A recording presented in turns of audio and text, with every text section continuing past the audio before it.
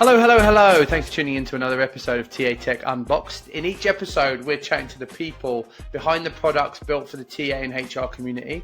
If you're not already watching this, in Chapter 3, we'll be unboxing the product and looking at some core features. So be sure to head over there. I'll put a link in the description. I'm Chris Haslam. I'm here today with my co-host, Mr. Darren Bush. Mr. Darren Bush, how are you? I'm very well, thanks, Chris. Very well. How are you? Good. I'm very good. Very good. Gearing up for holiday. Can't wait. Yeah, I bet you can't. Where are you off to? Japan.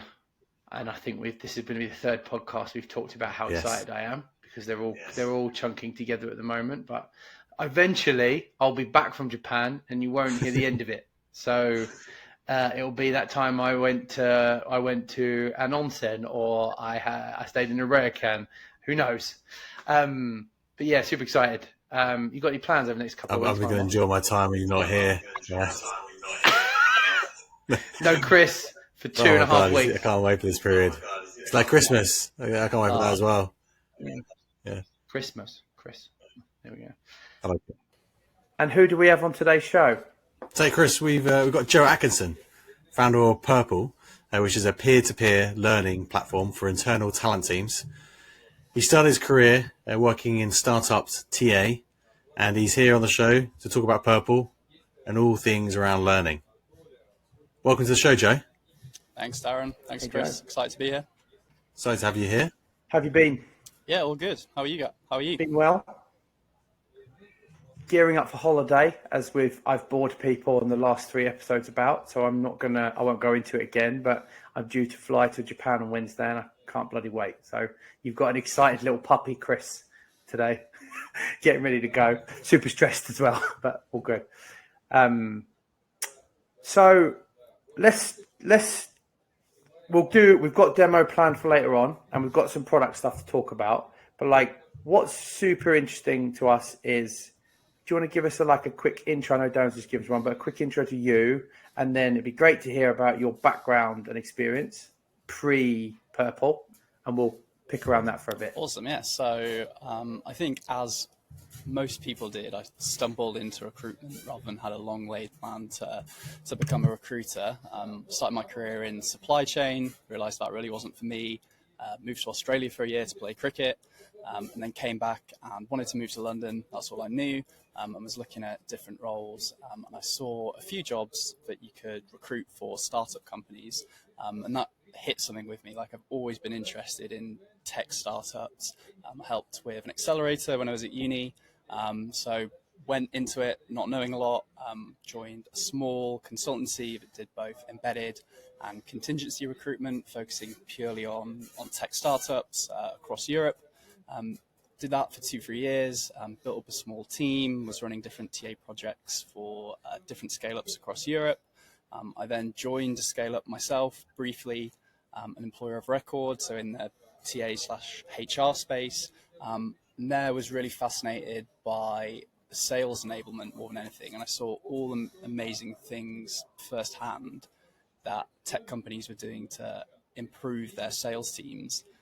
Things like Gong, which is another great tool where you record your sales calls and then all the team joins on and you review each other's calls and you give each other constructive feedback, what you did well, what you could improve on. And that sort of hit something with me as someone who loves personal self-development generally as something that could really be applied to recruitment and isn't. And that's sort of how the journey to Purpl began. Interesting. Now I really want to start with cricket for some reason.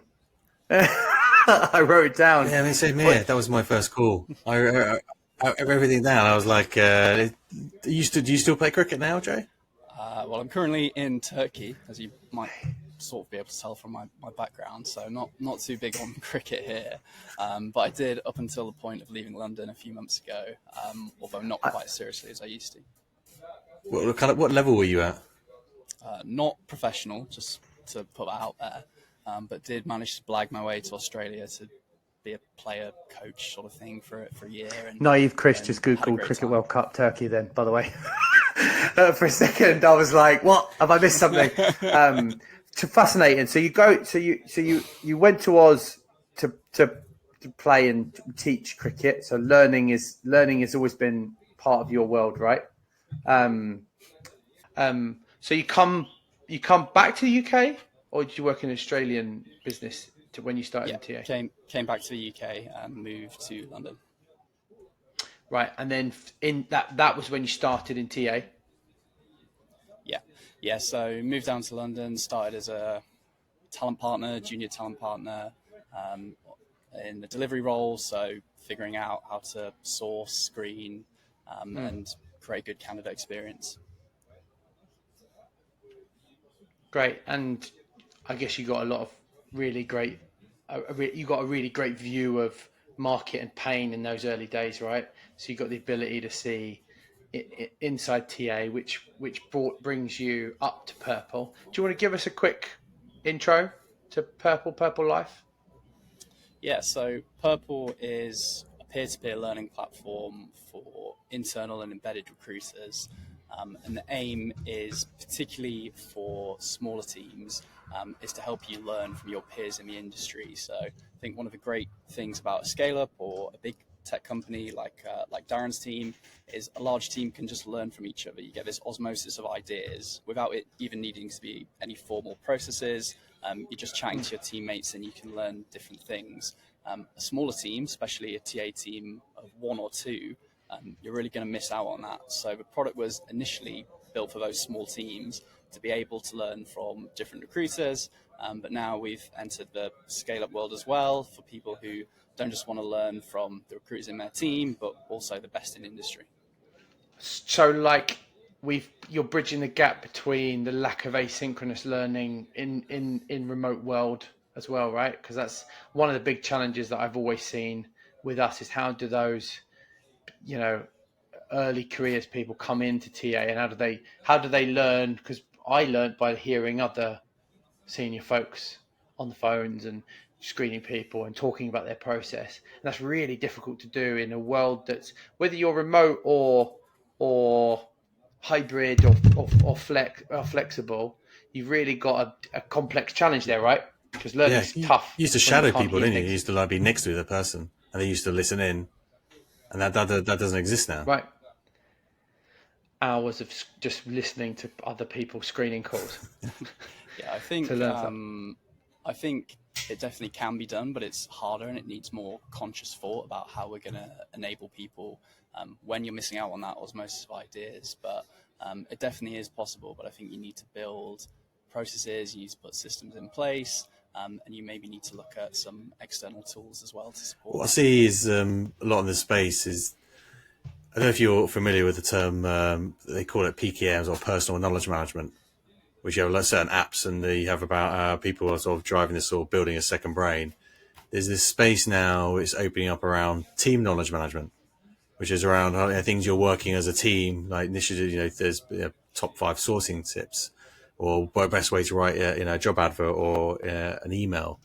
And people don't really, they might have that within their control and they might have a statement within their database, but it's about how can we share that information with the team, with our colleagues and peers. And I take it that's the space you're moving to, is like that sharing, the knowledge sharing that's going on, not only within your team, but also you're given the opportunity to go outside of that to TA professionals who open up their sort of their black box of how they do it. Yes, I think I'd be interested to see if you agree, but in my opinion, what you've just described there is recruiter enablement. And I think, recruitment is a few years behind sales and maybe has been for a while, and whatever sales does, recruitment catches up. And I think we're seeing, the trend of sales enablement has been around for a few years, and now the term recruiter enablement's getting thrown around, and more tools are coming to help enable recruiters, like Adam Gordon's Poetry is one example that helps you build the best practices within your team. We've got 5 different people writing 5 different job adverts. One of them will be good, one of them will be bad, a few might be okay. Let's all use the good one. And then our product hopefully plugs into that and says, all right, you've got the best job advert in your team. What about the best job advert in your particular industry? It's that peer-to-peer, it's that learning platform. It's about how you can get better, honing your skills. Whereas you talk about Adam there, it's about sharing some of the processes or ways of things being done within the actual organisation. it's very complimentary. And Adam is coming on the show as well. For those who are listening, he'll be on later. Adam's coming on the show. I'm really excited. I'm excited about this world. I'm excited about how TA is starting to look at other teams and how they structure what they do. I do believe that we can't just look at sales. Marketing is important. CX is important. We need to look at their processes, how they triage challenges, how they deal with them. Like you said, there are scaling lots of things that we do. So messaging is a really great one. So on the platform, you've got experienced pros who are still in IC seats, right? Yeah, we've got a mix of like ICs and team leads. I think the important thing is like all of the learning on our platform is aimed at operational recruiters, right? So the people who are going out there, sourcing, speaking to candidates, writing the job ads, writing the employer brand content. So we have like senior ICs, or we have people in leadership roles, but who are still up to date with what the best practices are. Great. So you create you create learning pathways for consultants where essentially they want to know about sourcing, or you might create pathways potentially for people who are brand new.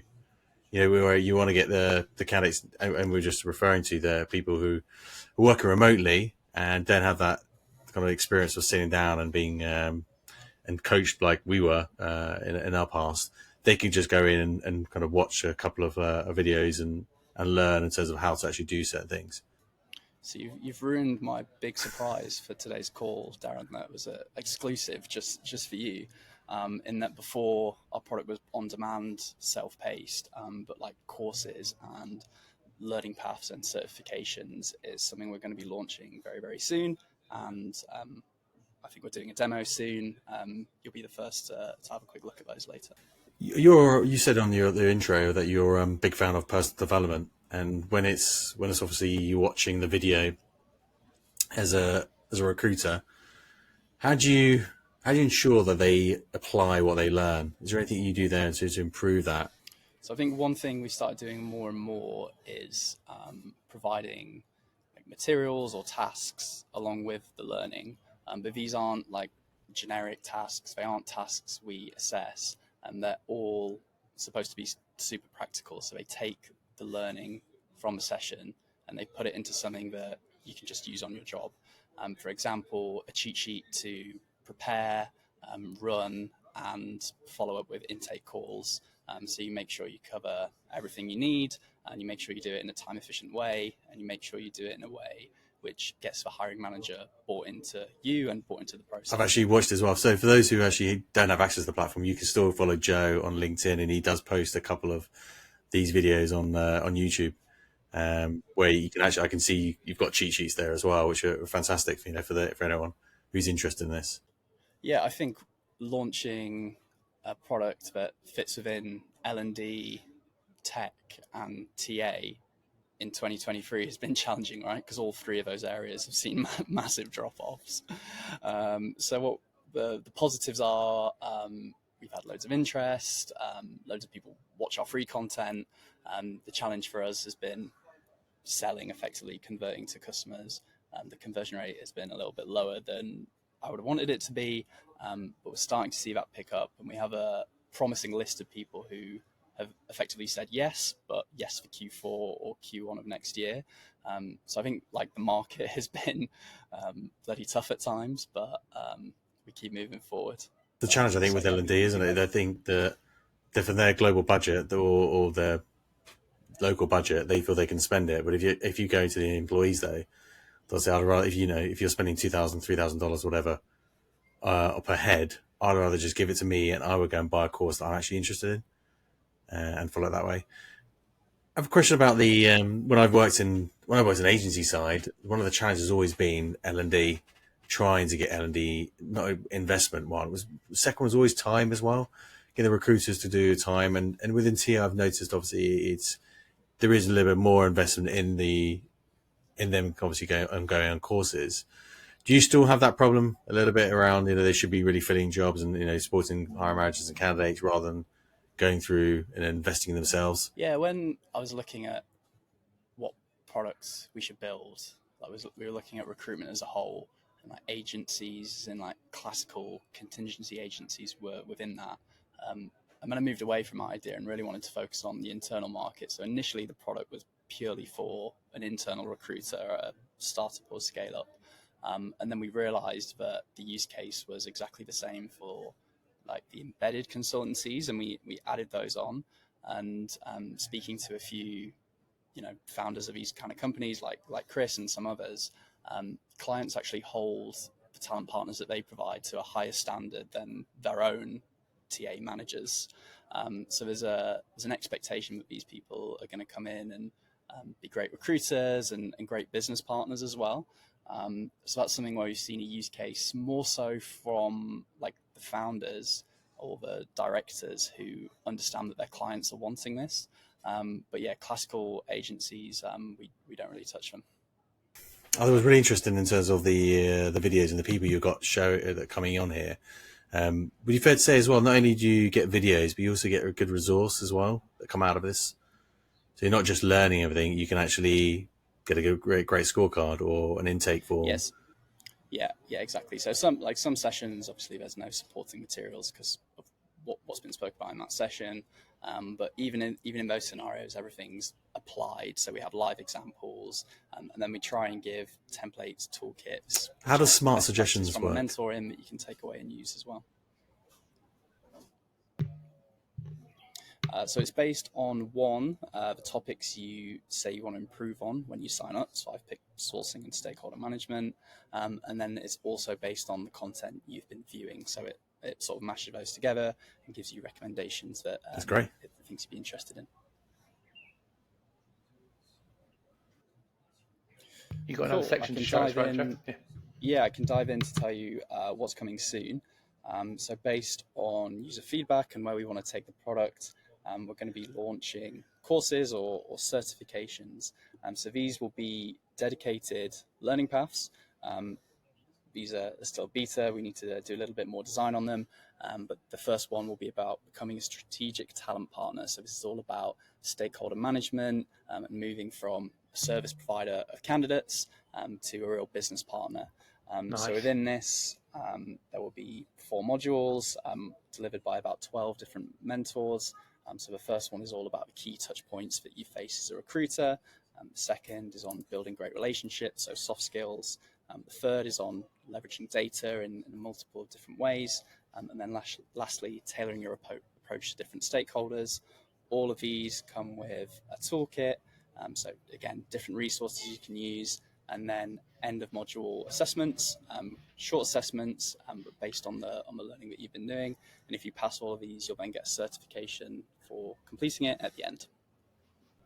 Like that. And going back to your point from earlier about how TA, like senior TA folk, it's like there's no standard, right? Maybe this is it. Look at the smile on his face.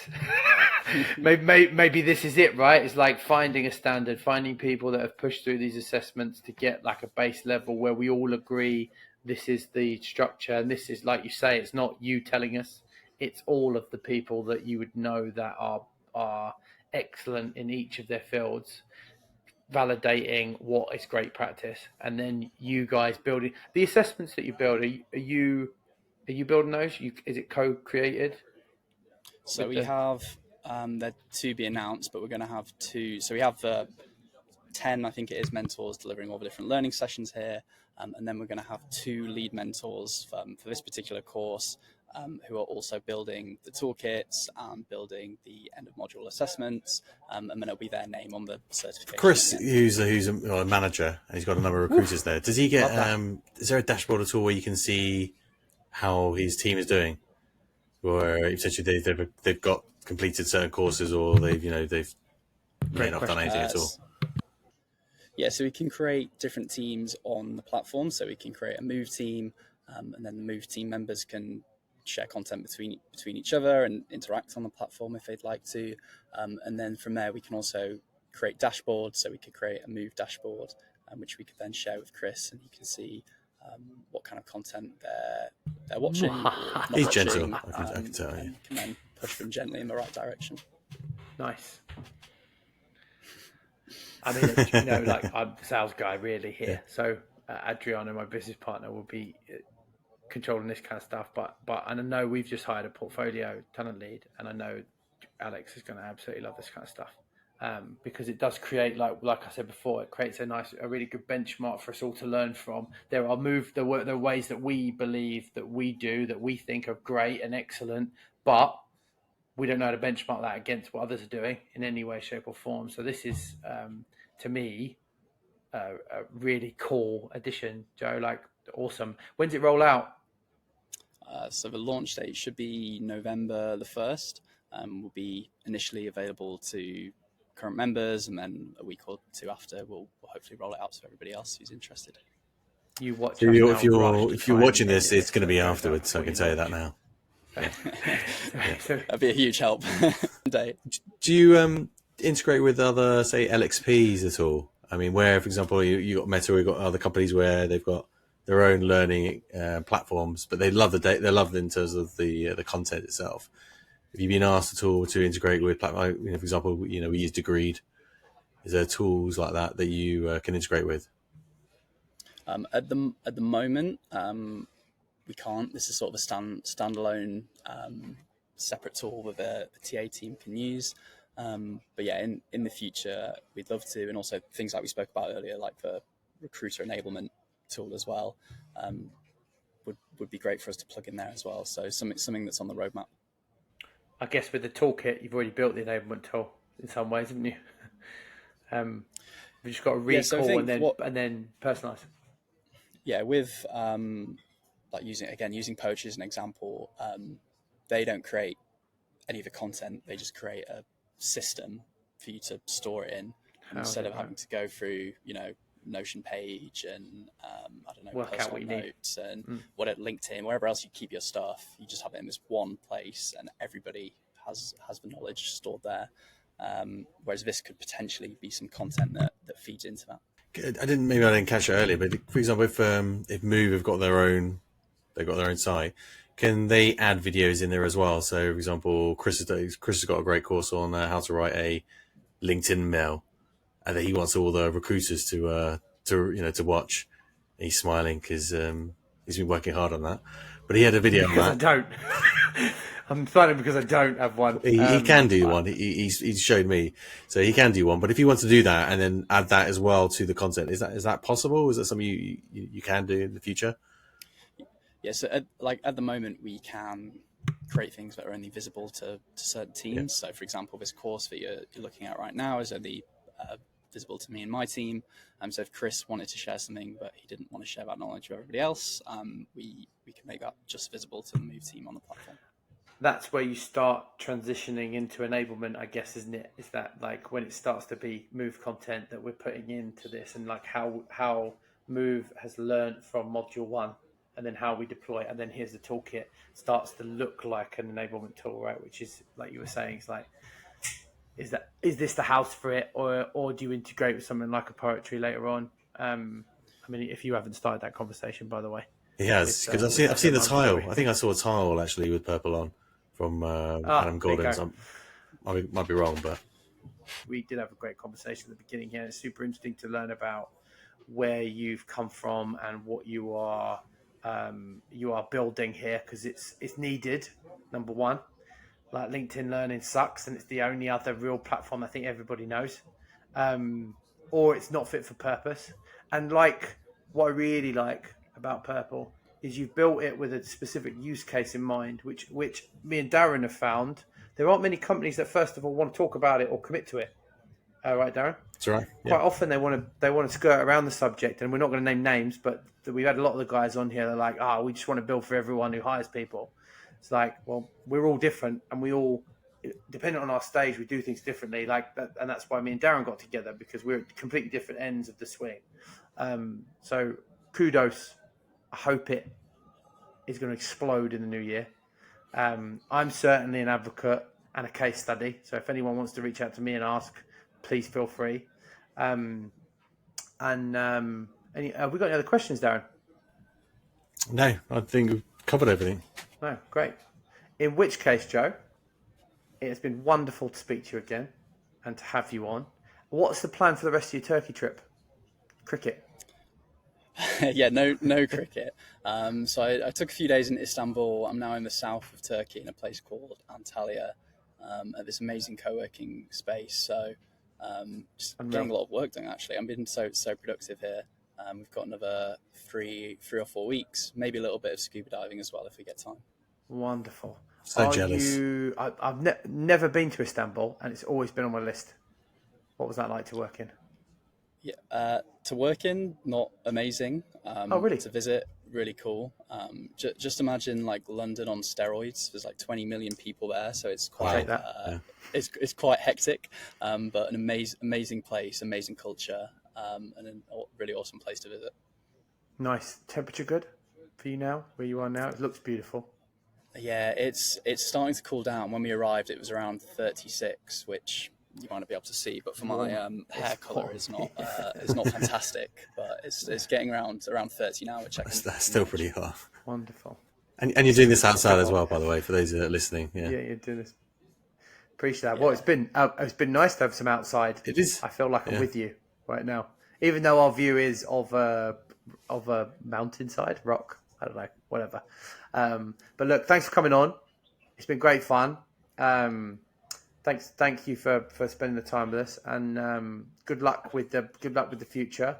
And hopefully we'll have you on again soon, right? To chat more about once you post launch. I'd love to know more about what it's been like once you've got that out and tested it and the adoption and stuff. That'd be amazing to have you back on at some point. But until then, thank you for joining us. Awesome. Yeah, it's been great. Thanks both. Thanks, Joe. Cheers. And that's it for this week's episode, everybody.